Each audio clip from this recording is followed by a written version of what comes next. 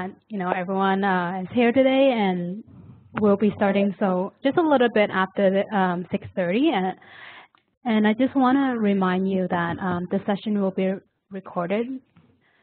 So welcome to the Eating Well, Keep Your Dog in Optimal Health WebEx seminar. And the seminar will examine what is in your dog's food and help you make informed choices when you're selecting a food for your pet to ensure that they're eating well and staying healthy. Now, I know not all of you here today have a dog, but you will find that the information here also applies to our feline friends. And I'm so glad to see all these pet lovers here with us today.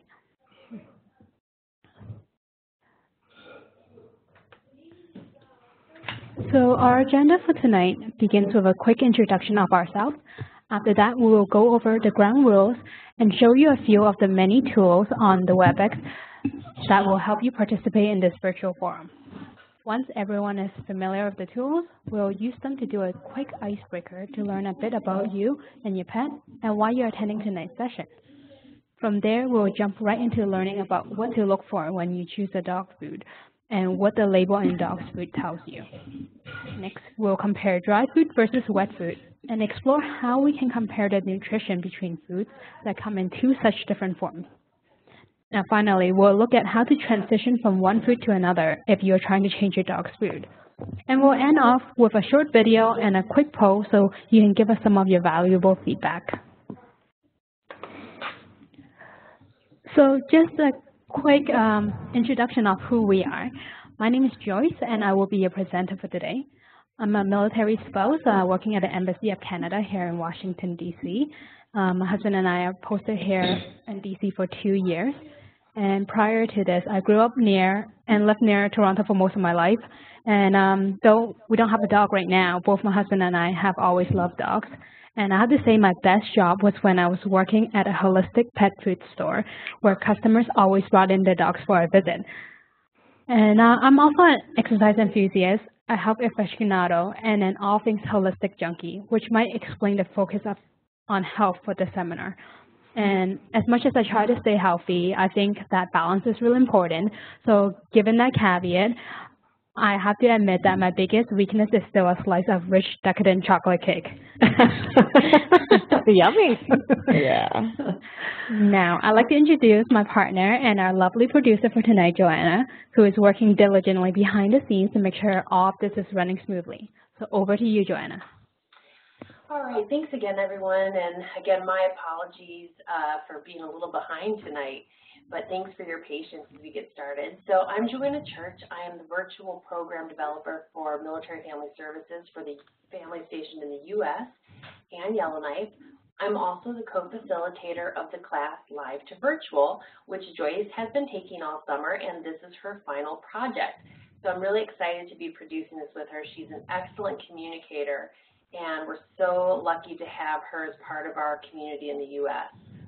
So, yes, woohoo, joy. So thank you very much, and looking forward to learning a little bit about our pets tonight. Great. Thanks, Joanna. So now before we meet you all, let's just quickly go over some of the tools available to you through WebEx so that you can maximize your experience with the session. Now, in a live classroom, the ground rules may include where to smoke or go to a bathroom or a parking lot, etc., etc. In a virtual classroom, there are a few ground rules that we like to go over to establish the mood of the session from the get-go. Joanna, do you mind reading the ground rules for us? Not at all. So first, we want to thank you for signing in on time and being here just a little bit early, even though we were ready, you were ready, so we thank you for that. And then we just ask that you would turn off other emails and other distractions. Set your phone aside for just a few minutes so you can enjoy the experience of learning in a virtual classroom.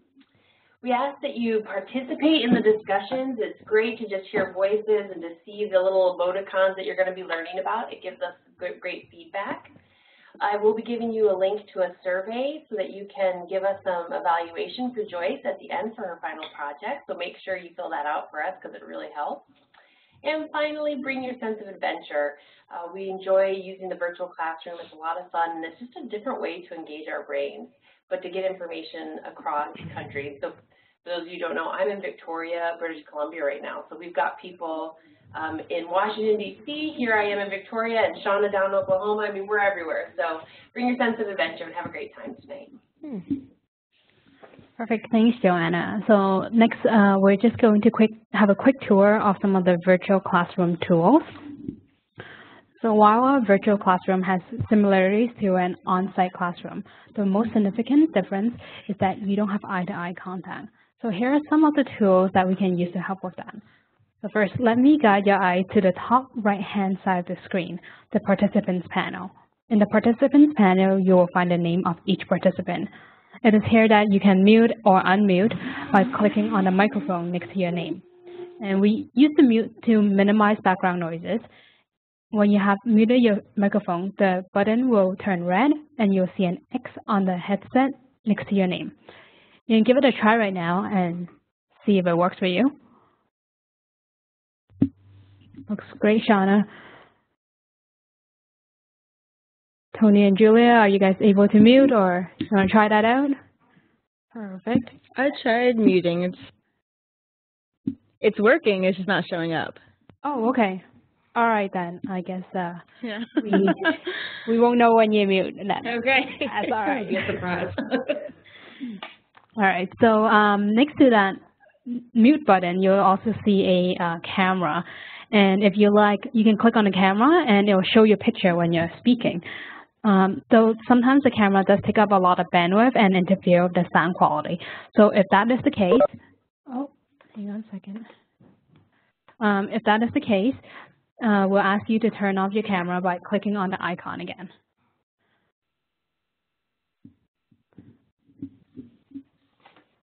Hello, is that Helen? Yes, I couldn't get my computer to work. Oh, okay. Starting WebEx, so I figure I'd just call in. Okay. Well, thanks for joining us. All right. So I'm just going to move on to the next screen. So at the bottom of the participants panel, this is where you see the menu bar with the pictures of the tools. And each picture is a toggle. So you can click it once to activate and click it again to put it away.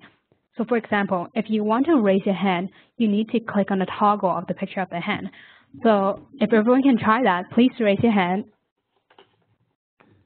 Perfect, great. And lower your hand again. Great. Now, to the right of the hand icon, you'll find a green check and a red X. These tools allow you to quickly answer yes or no questions at any time during the presentation. So, do you have more than one pen? Give me a green check for yes and a red X for no. I'm a pen hoarder. I like hoard them. Okay. Great. So at the end of the menu bar, you'll see the happy face, which is the emoticon tool. And besides the happy face, you'll see a black arrow. This arrow appears in many of the tools, and it's called drop-down menu. And it just tells you that there's a choice for other emoticons to select from. If you click on this drop-down menu now, hover your mouse over the coffee cup symbol. Can someone please raise their hand and tell me its name? Julia? Have a break? Yes. So we ask that participants use the coffee cup every time that they need to leave the session so that Joanna and I will know that you're not having technical or IT issues and you just wanted to step away from your desk for a little bit, which is what Joanna's doing right now. So the emoticons are just a really great way to express yourself in a virtual classroom, and please feel free to use them at any point during the presentation. Now, are there any questions about the emoticons? Give me a smiley face if you're ready to continue. Perfect. All right, so now let's look at the lower right corner of your monitor where you'll find a chat feature. As you probably noticed, it works much like instant messaging. And I just want to point out that you can send private chats or group chats depending on who you pick to be the recipient. To message the group, please be sure to pick all participants. For the most part, choose to message the group because chances are if you have a comment or question, another participant may have the same. So please don't hesitate to use this chat box feature at any time during the presentation. All right, great. So we just have one more toolbar to show you before we jump into the presentation. Now, I'm going to draw your attention to the top left-hand side of the screen. These are the whiteboard tools. So the big, thick arrow is called a pointer. And if you click on this, then click somewhere on the screen, a wide arrow will appear with your name on it. So if everyone wants to try that out right now. Great, Shauna. Can everyone find the big, thick arrow on the whiteboard? So this toolbar is located up in the upper left-hand corner of your screen. This picture on the screen is just a pop out of that picture to give us demonstration purposes. Oh, okay. So you have to find the toolbar that looks like this picture up in the upper left-hand corner. Ah. There you go, Julia. Oh, there you go. Perfect. All right. So on that same toolbar, there's the letter T, and that is the text tool. So if everyone can click on the text tool, then write your name on a white space on the screen.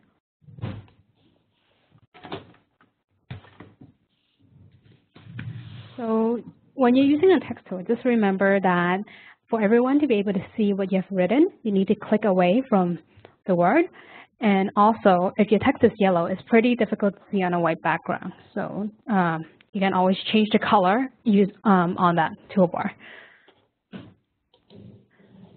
So it looks like the light blue is also a little bit difficult to see, Julia. So you can also always change the color of your text and type it. So I changed it to dark blue. Yeah. Do you see where you do that, Julia? Yeah, I changed it to dark blue. There you go. Perfect. Yeah. Great.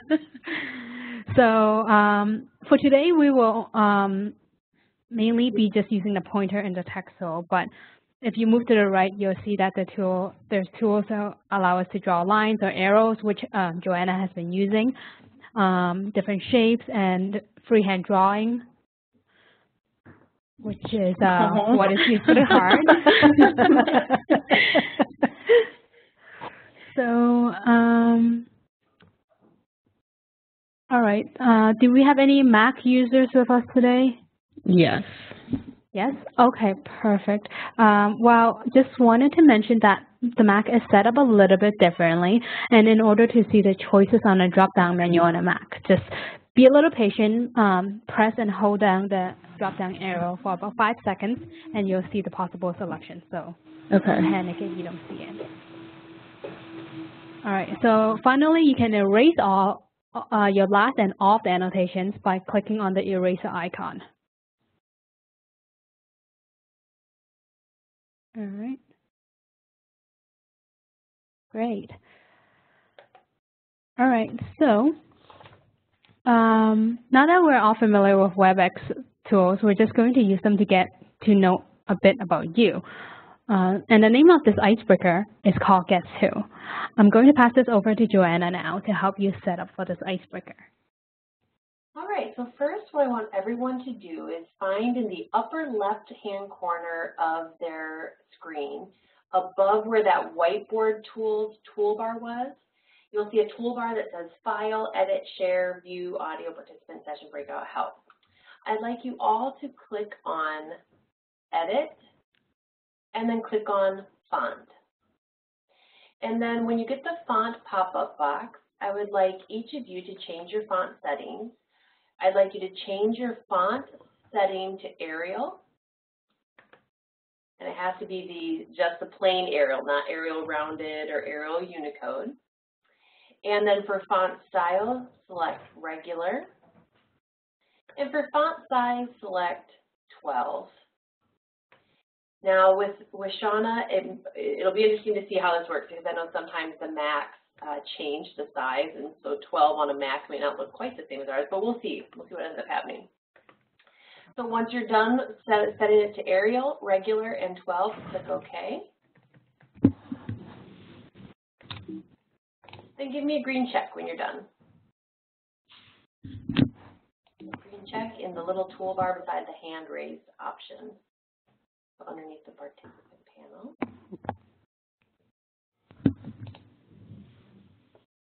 Perfect. So now that everyone is using the exact same font, oh, I'm sorry, I missed one. Along the whiteboard toolbar, remember where we showed you how there's a little colored box and you can change the color of your font? Select the color drop-down option and click on the color black. What we're trying to do here is set like a uniform look to all of our text. And give me a smiley face when you set your text to black. Perfect, thank you. All right, so now that everyone is using the exact same font and the exact same color, what we have here is a bit of anonymity. So Joyce is now going to take back over and guide you through the rest of the icebreaker. Thanks, Joanna. So, all right, when I ask the question, I want everyone to write their answer in the middle of the board and make sure you don't write it next to your own name. So Joanna is indicating that blank area in the middle there where you can write your answer. Now, after we have everyone, I go crazy with the pointer. it's great. It really shows where to look. After we have everyone's answer, we're going to guess whose answer is whose after everyone is done.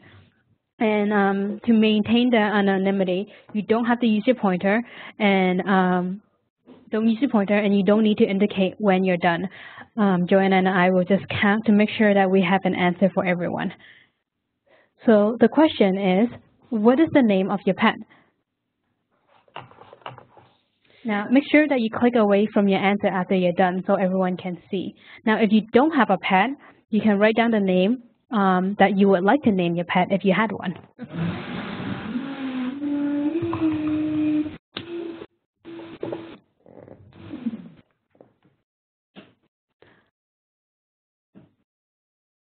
Just remember we're using the text tool, so that's the T up in your upper left-hand corner toolbar. All right, so we have the 4, perfect. All right, so looks like we have everyone's answer.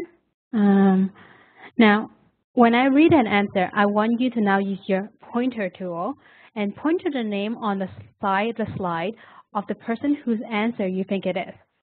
Now, if this is your answer, you can point to it too, either to yourself or you can throw everyone off and point to someone else's name. So the first pet name that I see here is Snoopy. So whose pet do we think Snoopy's is?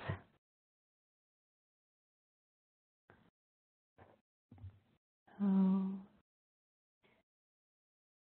right. Okay, so we have all the answers now. Whose pet is Snoopy? Mine, Tony's.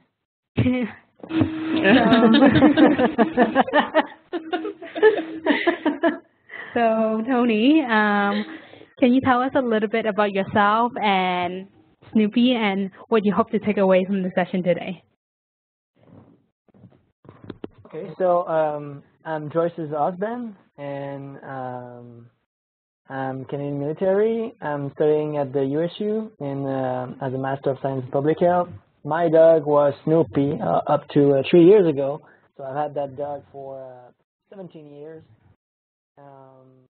It wasn't a specific race. It was a mix, and he was very lovely, and I enjoyed walking him around. And that's all I have to say for now. All right, thanks, Tony.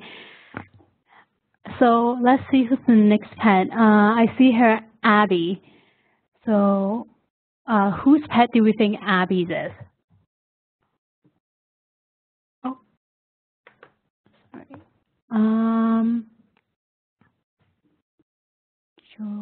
Joanna, do you want to take a guess? Sure. All right. So Abby, whose dog is Abby's? Can you raise your hand, please? I tried to throw you guys off. You did. You did, Shauna. Yes. So can you tell us a little bit about yourself and Abby and maybe what you hope to learn from today's session? Yes. My name is Shauna Langley. I live in Tinker, Oklahoma. My husband is in the Canadian military, and he is one of the guys who does whatever they do in the back of the AWACS. And Abby is a Lhasa Apso who thinks she's a Rottweiler, and she's got lots of tood. And I am so totally thrilled that Joyce is doing this session on pets. I am a big, I'm kind of crazy about my pets, and so I just love the whole topic of eating healthy, because I had dogs for years who ate probably horrible dog food, and I thought I was doing the right thing. So I'm very excited to learn that, what I'm doing hopefully is good, and if not, what I can do that's better. Well, I'm glad you're able to join us today, Shauna. Thank you. Thank you. So next we have Fluffy. So whose pet do we think Fluffy is?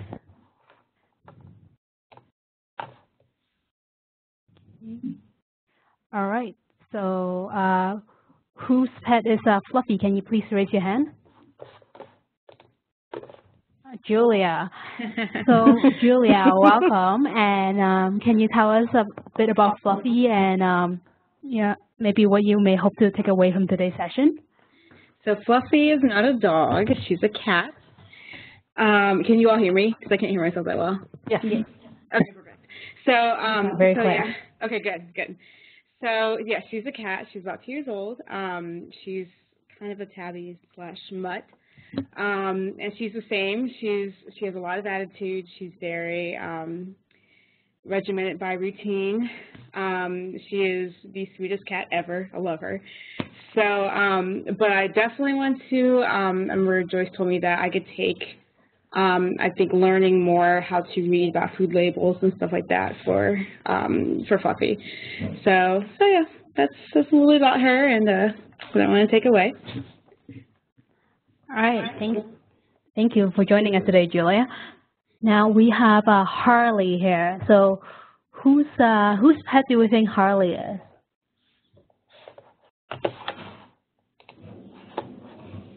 Oh, we have several people pointing to Helen. So whose pet is Harley's actually? He's mine. Yeah, oh. he's my other dog. He's a Maltipoo, and he is a lover as well. And yeah, he loves everyone, loves everything, and he's my little sweetie. He's my dog. The Lhasa Apso is my husband's dog. So. Oh, I'm sure they keep each other company though. They do, yes. And the Lhasa Apso was supposed to be mine, but because she took to my husband instead of me, and so that's why I got the second small dog. Oh. Yes, but they love each other. Well, it's great for them to have some company and another playmate. Yes. So, Helen, I know that you're calling in from your phone, and I know you're not a dog owner, but I know you've told me many times about this cute little dog that your friend has, Mr. Pemberton. Maybe you can tell us a little bit about him? Well, Mr. Pemberton is a pug, and he does not like anything that will get him wet or dirty. He has little rain boots. If it's raining, he looks at you and gives you that face like, really, do you want me to go out? It's raining. He has a raincoat. And he has Helen the turtle, which he's not very nice to Helen the turtle, though. But, yeah, Mr. Pemberton likes to sit down and eat. He doesn't like jog ice cream, but he likes human ice cream. So I'm hoping to pick a few tips here for my friend, for Mr. Pemberton, because he's on a special diet. Oh, okay. And is Helen the turtle a real turtle, or is this a no, toy? She's a stuffed animal. Oh, okay. But they named him Helen for many other reasons. All right. Well, I'm sure he's actually nicer to you than to the pet, to his stuffed doll. All right, so great. Now that we all know a little bit more about each other, let's just get right into the meat of the matter. So, pun totally intended. Now, can anyone tell me why you may want to read the label on your dog's food? Raise your hand if you have any thoughts on why it's important. Julia? Oh, sorry. My hand was not actually raised. So. Oh, okay. That's all right. Shauna? Well, I think really basically it's just like if you're reading the nutrition value of all the food that you're buying for yourself, it's the same thing for pets. You want to make sure there's high protein, I would think, and not a lot of fillers, and just make sure it's a good diet for your dogs is what I do anyways when I look at the labels for my dog's food. Right. So, yeah, that's exactly what it is. So reading a pet food label just tells you what's in the food, if it's any good, and it's as simple as that, but we're going to delve a little bit deeper today and just kind of explore what we can find out from a pet food label. So one of the best ways to determine the quality of the food is one of the best ways to determine the quality of the food that you're feeding. And there are three main things to look for on a food label for a pet food. Same with us. And so these are the guaranteed analysis, the ingredients, and the general feeding guideline. So these are some things that if you look on your pet food label or even our own food label at any point in time, besides the feeding guidelines, I think we'll see off the other two at least. So now that we've determined what we can find on a food label, let's look at what each of these tell us. So what exactly is the guaranteed analysis? The guaranteed analysis on the information panel of the dog food's label is just lists the minimum level of crude protein and fat and the maximum level of fiber and other nutrients and water. So it's important to remember that the protein and fat are listed as crude sources and not as digestible sources. So while it gives you a ballpark idea, it's not precise math. And also, even though the guaranteed analysis is a start to understanding the quality of the food, be very careful about relying on it too much and at face value. Ingredients is equally as important, and they work together with the guaranteed analysis to help you understand which ingredient is more nutritious. So to show you why you need to look at the ingredients as well as the guaranteed analysis, a pet food manufacturer once made a mock product that had a guaranteed analysis of 10% protein, 6.5% fat, 2.4% fiber, and 68% moisture. It sounds pretty good, right? It's pretty similar to the food label on a can of wet food for most dogs and cats.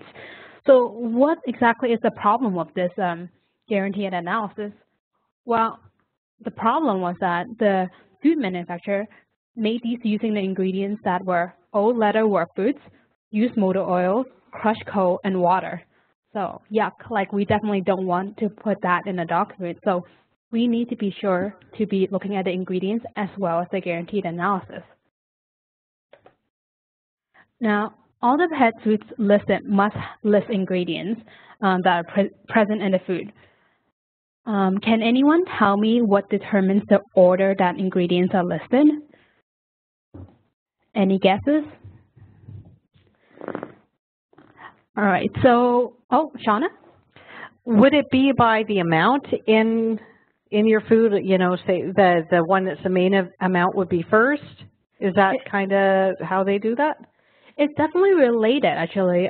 So the ingredients is listed actually by the order of the weight. Oh, okay. So the heavier it is, the earlier it is in the food. Okay. And this is just one of the easiest way to determine the quality of the food is to see where the ingredient ranks on that list. So with a little bit of knowledge of the ingredients, you can choose a food that is highly digestible and free of any unwanted products. So just be careful of one tactic that some of the manufacturers use to disguise less desirable ingredients. So sometimes they do break down an ingredient into several different smaller ingredients and list them individually to lower these undesirable ingredients further down the ingredients list. So for example, a product list could contain chicken, ground corn, corn gluten, ground wheat, corn bran, wheat flour, wheat milling, etc., etc. Now, if we were to, like it starts off with chicken, which should be great, but if we were to group all the corn ingredients as one, they'll probably far outweigh the amount of chicken and wheat that's actually in the food. So as a consumer, just be careful to read all the ingredients carefully and including all the ingredients to the end to know what type of preservatives and coloring that are also used there. Now, if everyone can use their pointer to claim a row, as Joanna is pointing out there. Perfect. Great. So now off the top of your head, use the text tool to fill in one ingredient that you think will fit into each column. And if you can't think of one right now, that's all right. Just give me a green check when you're done.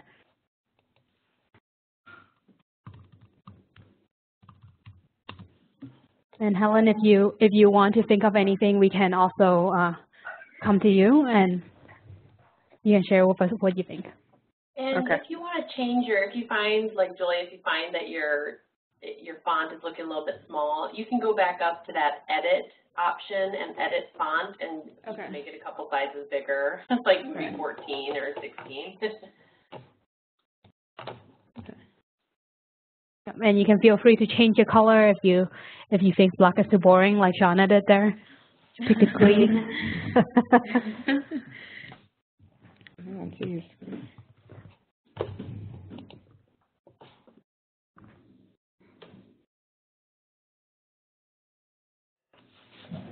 It's kind of hard to come up with these things, isn't it? Yeah.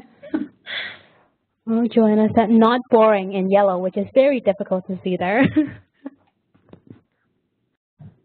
That's why it's not boring, because I'm making you work for it. Oh, yes.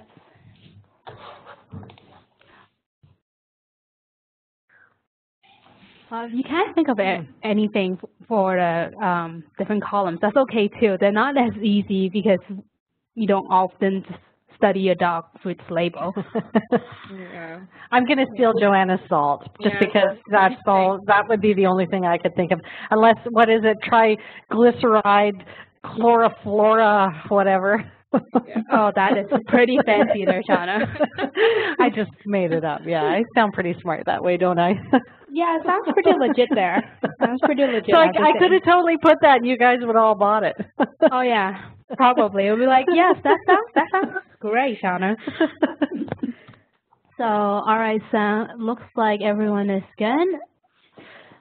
All right, so now, like it looks like we've got a good range. We got chicken, bison, beef, lamb for the protein, which are great proteins. And we even got some game meat in there with the bison. Carbohydrates, so we got rice, which is a great one, wheat, which is also great.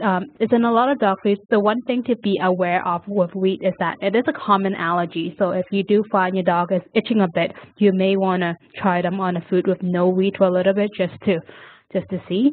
Carrots is definitely a source of carbohydrate. And sweet potato, yes, that is becoming a very common one. So not only do we like sweet potato fries, but it seems like it's being added into a lot of dog foods as well. Fat, so preservatives. We see salt on 3 of them, and we see chemical preservatives. So chemical preservative is definitely one, and we will touch on salt. So let's come back to that. Helen, is there anything you wanted to add? Any protein or carbohydrate preservative that you think would be in a pet food? I don't know if anybody mentioned fish. Yes, fish is a great one. Fish, yeah. Yes, that is I don't know. Potatoes? I don't know. Like regular potatoes? Yep, that's also a great carbohydrate. Okay. All right, perfect. Thank you. So let's now here, you guys came up with actually a pretty good list of the different proteins and carbohydrates and the preservatives.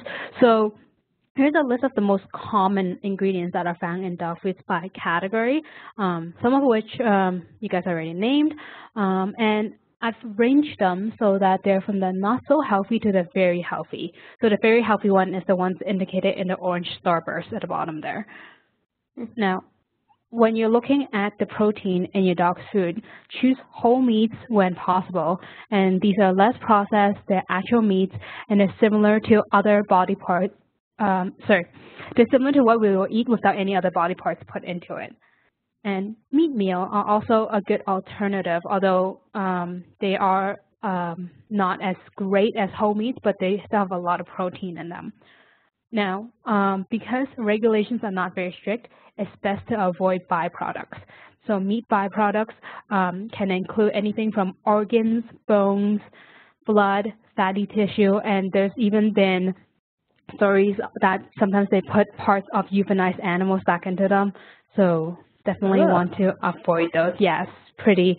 I mean, if you think about your pet eating back that chemical that's in there. Oh, that's gross. So gross back of the day. Yeah. Now, when it comes to carbs, make sure you watch out for filler carbs, such as corn or millet or soy, and these are called fillers because they fill your dog without giving much nutrients.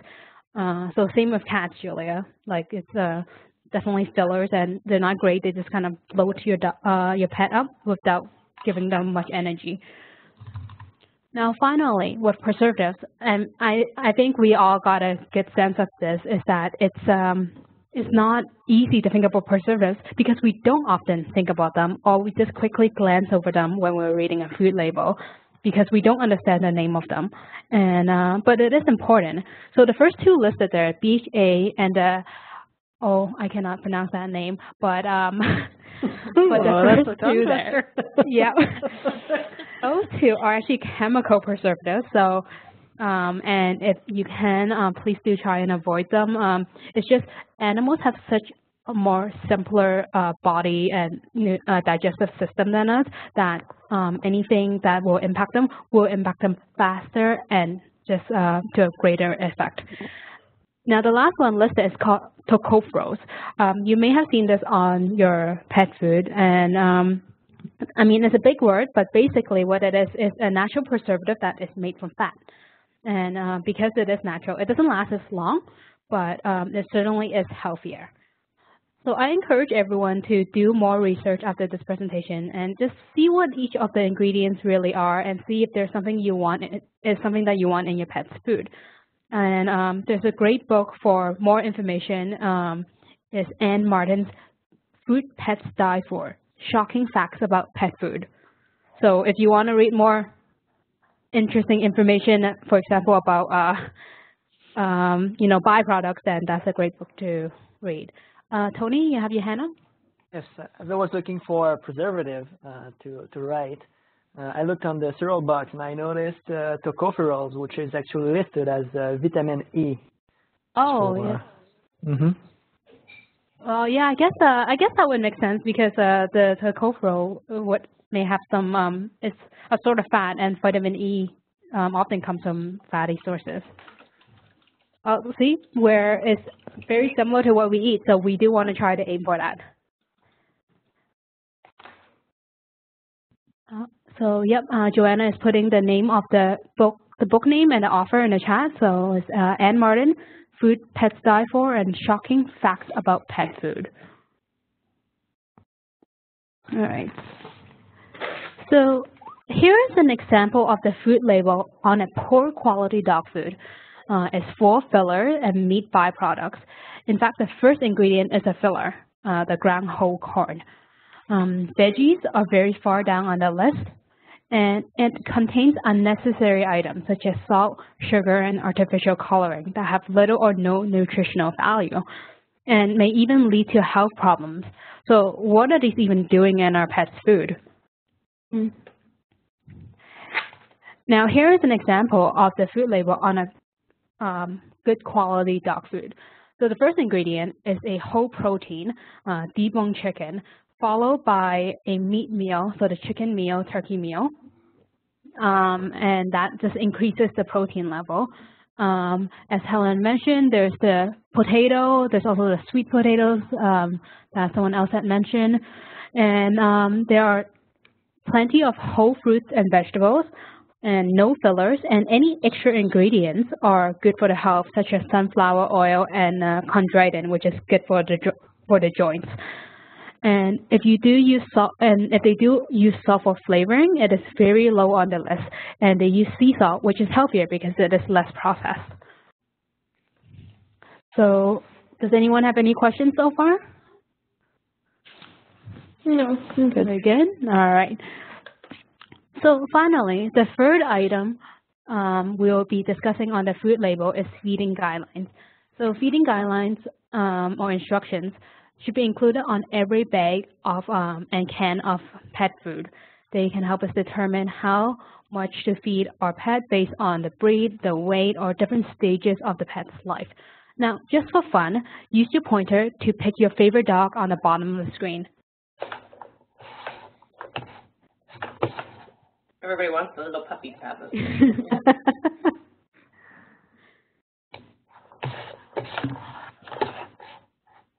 All right, so let's start off with Joanna. Joanna, you picked, it looks like, is that a Great Dane there? Can anyone help me out with that?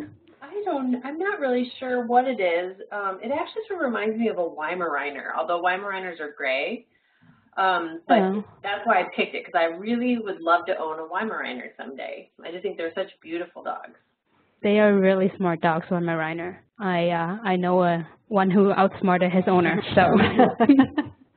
So, Joanna, with this dog, I mean, it looks like a pretty big dog. Now, looking at this dog and looking at the recommended daily feeding chart on the screen, can you maybe guess how much we should be feeding this dog? Well, I'm going to guess that, especially if it were my dog, because my dogs would be fat, I'm going to guess, somewhere I would say between 60 and 100. So we'll just go with 81 to 100. Okay. So if that were the case, I would probably I would probably feed him 3 cups to 4 1/4 cups a day. Right. So that's definitely a great guideline for depending on how much your dog weighs. Now, Tony, you picked it looks like a German Shepherd there. Looking at a German Shepherd and just kind of guessing its weight, how much do you think you'll feed this dog?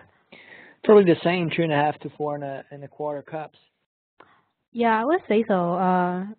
German Shepherds are pretty muscular, so they're probably pretty dense and heavy dogs. Now, Julia, you picked that looks like Cocker Spaniel. Yeah. How much do you think you'll be feeding a Cocker Spaniel? I would say up to 15 pounds, like a 1/4 to 1 1/4 cup. Okay. Yeah. Yeah, that sounds about right. I'm actually not really sure how much Cocker Spaniels weigh. Does anyone know? I think they're usually about 25 to 30 pounds. Oh, okay. That's what I would think, yeah. Okay. We had a dog that was a similar size, and actually, no, maybe she might have been 35 pounds, so. Okay. Yeah. Okay. And Shauna, you picked a fluffy little guy there. Yes, of course. I'm a little dog person. I grew up on a farm with big dogs, and I do love big dogs, but I love my little dogs that don't shed. I have to confess. The hyperallergenic dogs. Both of mine are, I think, about they're right around 15, 16 pounds. So, you know, if I was to say, it would probably be around 1 1/4 cups is what I would feed them. Okay, perfect. Yeah. All right, so yeah, I mean, as you can see, these guidelines are great, but they are like a rough guideline. So because we just have to keep in mind that besides the breed and the age, there's other environmental stresses that every animal has, and different activity levels, different metabolism, and even the ambient environmental temperature that all impacts their daily requirements. So if your dog is thin and hungry, feed a bit more, maybe greater quantities. And if your dog is obese or overweight, then feed less. And if you're just not really sure, you're a little bit cautious about changing the feeding guideline for your pet, then the best way is always to just go to your pet and discuss with them how much you should be feeding. Now, often when we think of dog food, we generally think of kibbles, which is often known as dry food, and can, which is known as wet food. Now, I'd like everyone to take their pointer and claim an item listed on the left.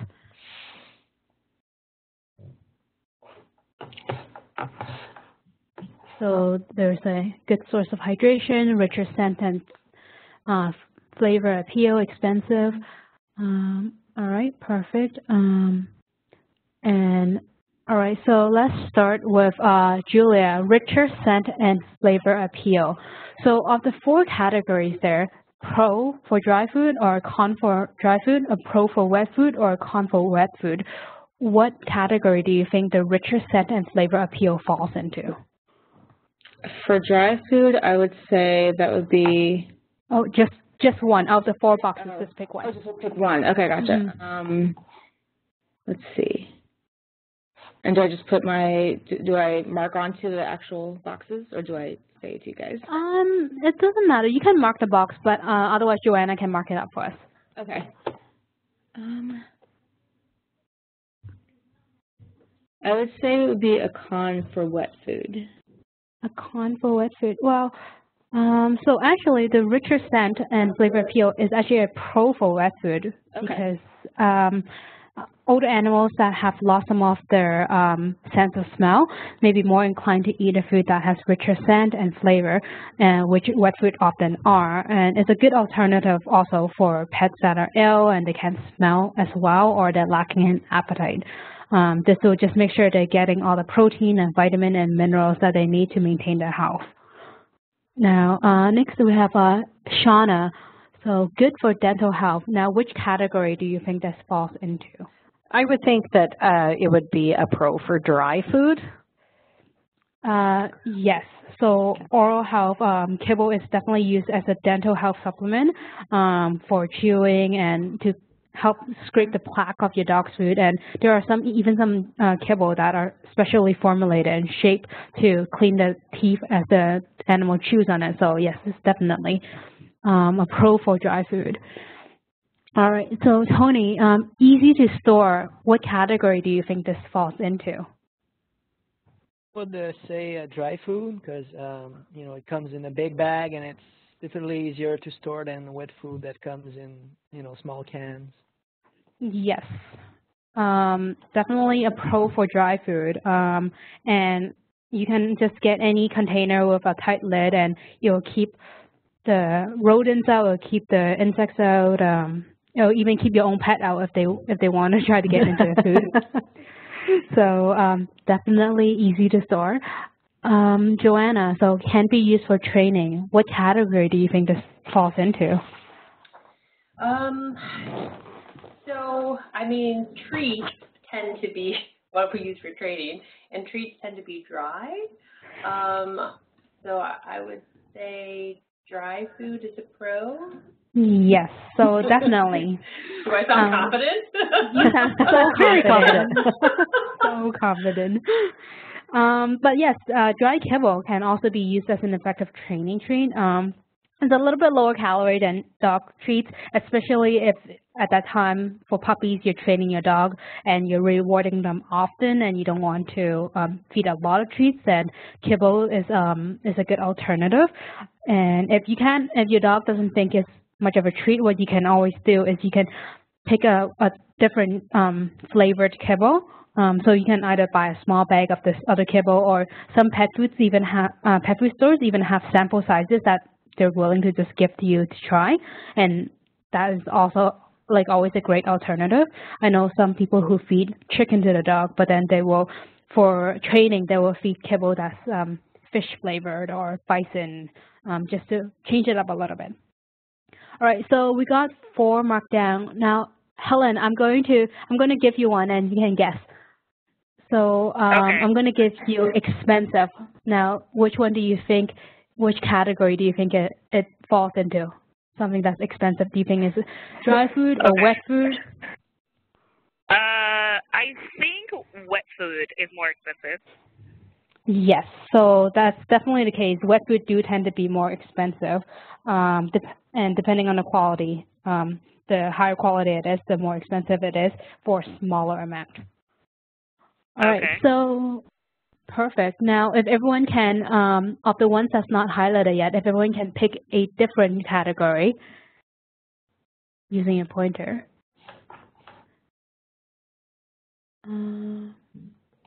So pick one that isn't yellow yet. Okay, great. So Shauna, is a good source of hydration. What category do you think this falls into? I think wet food is obviously would be a better source of hydration than dry food. Yes, definitely. And it's just a great way to get water into your pet, especially for some animals that don't drink enough water. So, right. So next, high in carbohydrates. Tony, what category do you think this falls into? I don't have much of an idea, but I would say just dry food because, you know, the wet food has water that lowers the percentage of anything else. But. Yes, that's definitely true. So just like humans, so dry food definitely has more carbohydrates, and like humans, carb means easier weight gain, so also a little bit less energy than the higher level of protein. So it's the con for dry food, although it's not bad to have carbohydrates, but it is higher than in wet food. Julia, easy to eat and chew. What category do you think that falls into? I would say wet food. Yes. And yeah, a pro for wet food. Yes, definitely. It's a pro for wet food. Very easy, especially for animals that are a little bit older or that have smaller jaws or have problems eating. Yeah. Now we have speaking of dogs, sorry. It's me down there. Cost effective, Joyce. Cost effective. Yes, cost effective. So Joanna, which category do you think this falls into? I'm going to more confidently say it is a pro for dry food. Yes, that is definitely correct. Price per pound, you will find that dry food is a lot cheaper than wet food, so definitely more cost effective. Now, Helen, which I'm gonna give you messy. So, which category do you think messy falls into? Say dry food, because I mean it's easy to have the little rounds all over the place. Well, I have wet food here, but I can actually totally see that too. I think both dry food and wet food can be equally messy depending on how your dog eats or how your pet eats. Am I correct? Yeah. So, but yeah, both can be equally messy. I think that's why they have those really cute pet placemats.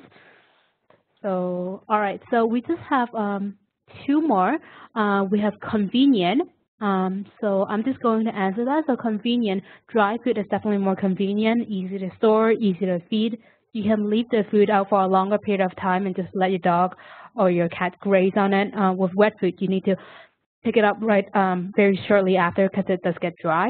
And it's a low source of hydration, so that's definitely dry food as well. If your dog or cat is not drinking enough water, then you may want to feed them wet food because dry food may not be providing them enough water. All right, so great. Thank you for participating in that exercise.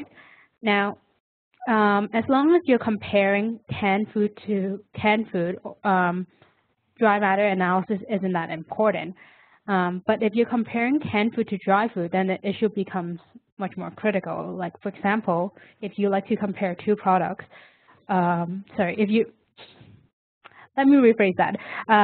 So if you're comparing canned food to dry food, then it's hard to compare the different guaranteed analysis.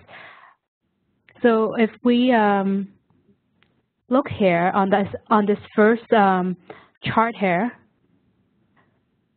exactly. So Joanna's pointing to it. The canned wet product listed here has a protein content of 10%, and the dry kibble reports a protein level of 23%. So based on that, it's obvious that the kibble has a higher protein level. But let's just use dry matter analysis to even out the playing field because it's difficult to compare wet food versus kibble. They're completely two different forms. So on the second chart here, you'll see that using after the dry analysis, there is 14% protein in the canned food and only 26% protein in the kibble. So it turns out that actually when you take away all the water, the canned food actually has a higher percentage of protein than the dry food. So it's that's what dry matter analysis gives you, is a more accurate idea of the different percentage of protein or fat or fiber that's on the guaranteed analysis, so that you can compare between wet food versus dry food and just make a informed decision. And this is definitely something, it's not a hard calculation, but it's definitely something for people who are a little bit more math inclined. And I have listed here at the bottom the calculation of how to do the dry matter analysis. And it's just you take the whatever percentage of, for example, protein or fat or fiber that you want to calculate, then just divide that by 100% minus the percentage of moisture, which would be listed on your pet food. And once you do that, that's the percentage of the protein on a dry matter analysis. So the bottom line is that when we look at something just at its face value, the guarantee analysis, it doesn't necessarily give you a true understanding of a true comparison between the wet and the dry food, and it can be deceiving. So if next time if you are comparing canned to dry food, please feel free to do a little bit of math and see if you can figure out the difference between the different guaranteed analysis. Now, there comes a point in every dog's owner's life where they will need to transition the dog from one food to another. Now, who can give me some examples of when you may want to switch your dog's food or your pet's food? As they're getting older? Yes, definitely as they're getting older. Any other guesses? Shauna? Well, moving out cans, sometimes the food that you've been feeding your pet in Canada is not available in the U.S. or vice versa. If we're moving back to Canada, the food we have used in the past sometimes has not been available. Right, so you may be forced to change the food. All right, so those are actually some really great examples. And whether you're transitioning your dog's food because you have to, or because you want to move from wet to dry, or vice versa, or as Helen mentioned, the puppy is getting older, so you want to wean them onto adult food, or even, knock on wood, but sometimes for health reasons, the key is to just do it slowly, because if you go cold turkey and feed your pet 100% of the new food right away, then it may lead to stomach upsets and diarrhea, which is not pleasant for either you or the dog. So this chart here, it actually gives a very easy infographic on how to transition your dog onto a new food without making the switch too unpleasant for both you and your dog. You can see that it moves over a course of 10 days, and it just gradually changes over the pet food a quarter at a time until the pet is completely put onto a new food.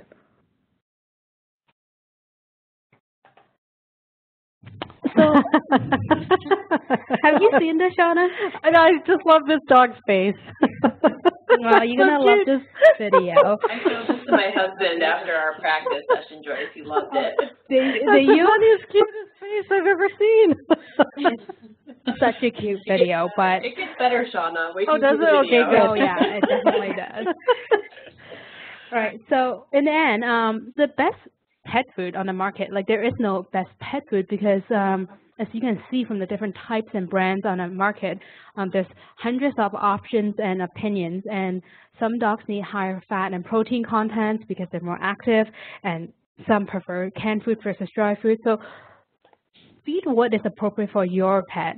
Dogs need dog food and puppies need puppy food. There are even some brands that are breed specific, so especially I think Royal Canin does great foods that are breed specific. So just remember that you do have a lot of options. Don't switch the brands every month, but also just don't be afraid to switch your pet's food and just find out what your pet does better on. And now that you know how to look at the guaranteed analysis and the ingredients list and feeding guidelines, use those to help guide your decision on what to feed your pet. Now, if I can just get you to raise your hand if you found this session to be helpful. Okay, great. I'm just going to say yes. Now, and if you can, and if I can get a smiley face if you would like to see more similar sessions on pet wellness, or actually Shauna did one on moving with pets, which would also be a great topic to listen in on. Now, raise your hand if you will be doing some more research after this presentation into pet food. Great. And give me a smiley face if you think that you will start reading food labels on your pet food before buying it. Great. I'm glad to see that everyone will take a look at the pet food label before you buy it. Now, I know this has been a lot of information, and I just want to end it on a light note by sharing this pretty funny video with you. After all, I think taking care of your canine or feline best friend is part of the fun. So when I show this video, just be sure to put yourself on mute and don't touch any buttons. You can feel free to skip the ad and give me a smiley face once you're finished watching. And Joyce, just one more point for our Mac user, Shauna, just remember to pause the video before you give us a smiley face so we know not to close it until you've had a chance to pause it. Yeah, it does some really wild and crazy things if you don't do that. So thank you. So we won't close out the tab until we see it from you. Okay, Shauna? Okay, thanks. Thanks. Okay, so I'm going to put myself on mute as well.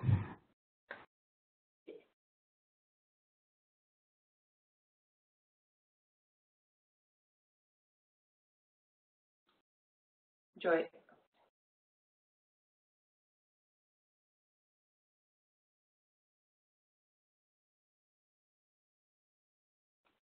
And then just remember to click on the tab for us, Joyce. The watch tab.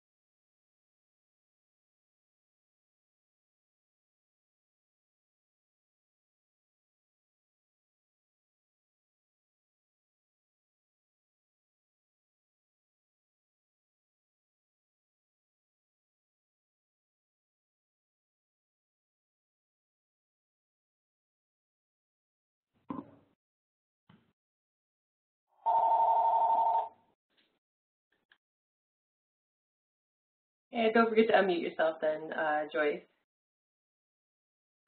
Yep. All right. So I hope you guys enjoyed that video. That was funny. Pretty cute little fellow there. Yeah. And I just want to thank everyone for participating, and I hope this presentation was helpful to help you gain some insight into your pet food. Joanna has set up a survey for you, and I would be most appreciative if you could take a minute to fill it out with your honest feedback, and your comments will help to improve the sessions in the future. So thanks again for joining us, and you have been wonderful participants. I'm going to pass you over to Joanna now to walk you through the wrap-up and the survey. So again, thanks everyone for coming. Great job, Shauna. Joyce. It's such great information, and so we're so happy that you shared this with us. And hopefully we can figure out why Helen couldn't join. So we'll see if we can figure that out later. So in your chat box, you should see a link to surveymonkey.com. If everybody would just click on that link, it will open our final evaluation survey in a separate browser window. So that way you can fill it out, but you can still exit the WebEx session and then fill it out afterwards. So give me a smiley face when you've been able to open the link in a separate browser window, so I know you were able to do it. Perfect, thank you. So just please, it's just 10 questions, and it just helps give us some feedback for Joyce from you, the participants, so that she can graduate on Thursday with honors from our class. So again, thanks for joining us. And in order to leave the session today, all you have to do is close your WebEx classroom by closing your browser. So the red X in your upper right-hand corner of your WebEx browser, or for you, Shauna, the left-hand corner on your Mac. Right. So thanks, everybody. Thanks, everyone. Thanks a lot, Joyce. That was great information.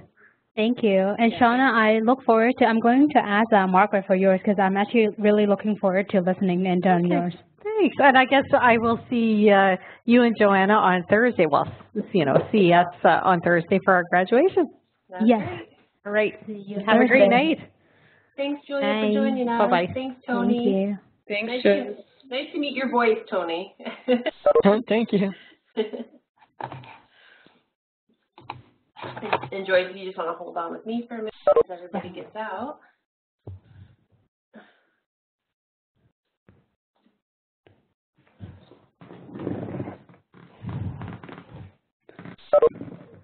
There we go. And I'm going to stop the recording now.